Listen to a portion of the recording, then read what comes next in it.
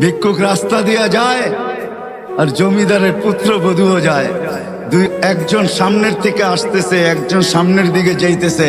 দুইজনের ক্রসিং এর সময় ভিক্ষুকের গায়ের কাদা জমিদারের পুত্রবধূর গায়ে লেগে গেছে।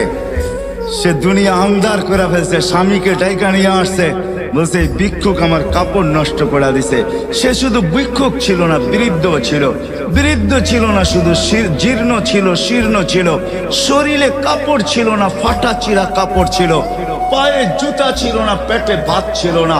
জমিদারের পুত্র সইতে পারে নাই, যৌবনী শক্তি সয় তো সয় কি কইরা?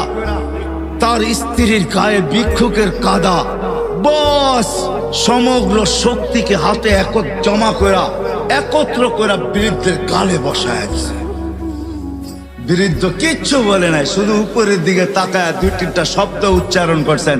শব্দগুলা হলো ইয়া মান লা তারাহুল উয়ুন, ও আল্লাহ চোখে দেখা যায় না। ও তারা কুল্লা শাই, তুই সব দেখিস।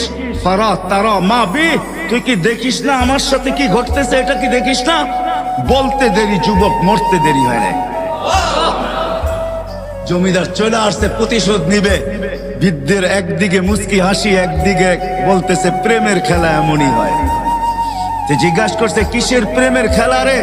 বলছে ওর প্রেমিকার গায়ে আমার কাদা লাগছে, পায়ের কাদা লাগছে, ও সইতে পারে নাই। যৌবনী শক্তি দিয়ে আমার বৃদ্ধ গালে বসায় দিছে। আমাকেও একজন ভালোবাসে, সেও সইতে পারে না, সেও সইতে পারে না। ও তো থাপ্পড় দিয়া ক্ষান্ত, সে জান নিয়ে নিছে, জান।